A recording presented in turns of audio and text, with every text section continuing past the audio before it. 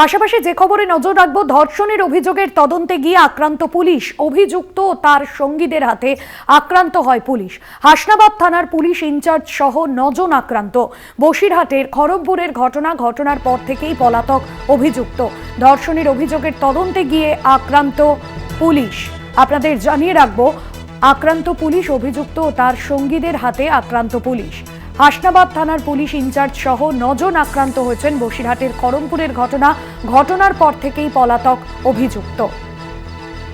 বসিরহাটের খড়গপুরে ঘটনা আপনাদের জানিয়ে রাখবো, ধর্ষণের অভিযোগ পাওয়ার পর সেই ঘটনার তদন্ত করতে গিয়ে আক্রান্ত হয় পুলিশ।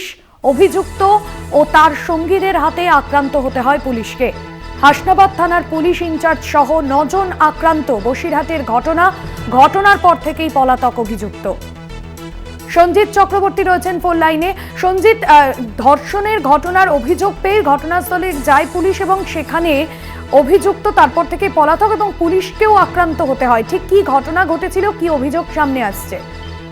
দেখো, এই যুবকের বিরুদ্ধে বিয়ের প্রতিশ্রুতি দিয়ে ধর্ষণের অভিযোগ আসছিল একাধিকবার।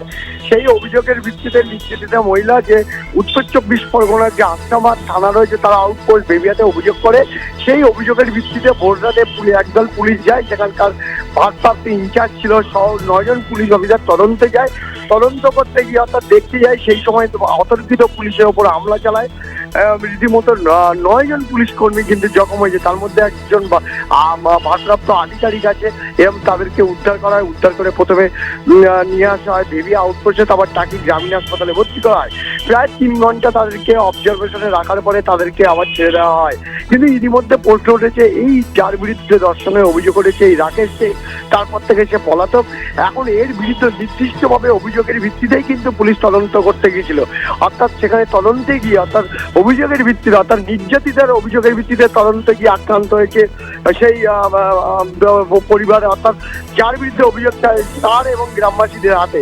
সব মিলে গোটা প্রক্রিয়া কিন্তু এলাকায় যথেষ্ট চাঞ্চল্য ছড়িয়েছে। ইতিমধ্যে পুলিশ তদন্ত শুরু করেছে। যার বিরুদ্ধে অভিযোগ সে ঘটনাস্থল থেকে পালিয়ে গিয়েছে এবং এর পিছনে আরো কারা আছে, এই যে পরিকল্পিত হামলা পুলিশের ওপরে, অর্থাৎ তদন্ত করতে গিয়ে যেভাবে অতর্কিত হামলা চালিয়েছে পুলিশের ওপরে, বাঁশ, লাঠি, লোহার রড দিয়ে, তারা কিন্তু পুলিশ ইতিমধ্যে কিন্তু কঠোর পদক্ষেপ নিয়েছে এবং যারা ঘটনা ঘটিয়েছে তাদেরকে চিহ্নিত করার চেষ্টা করাচ্ছে।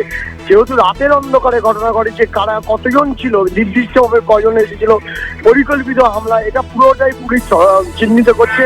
ইতিমধ্যে যার বিরুদ্ধে অভিযোগ সে ঘটনাস্থল থেকে পালিয়ে গেছে, তার খোঁজে তল্লাশি চালাচ্ছে এবং যারা হামলা চালিয়েছে তাদের বিরুদ্ধে কঠোর পদক্ষেপ নিচ্ছে পুলিশ। কিন্তু একটা সুমোটো মামলা একদমই, এবং সেই জায়গায় গিয়ে আক্রান্ত হতে হয় পুলিশকে। ধন্যবাদ জানাবো। সঞ্জিত চক্রবর্তী ছিলেন ফোন লাইনে।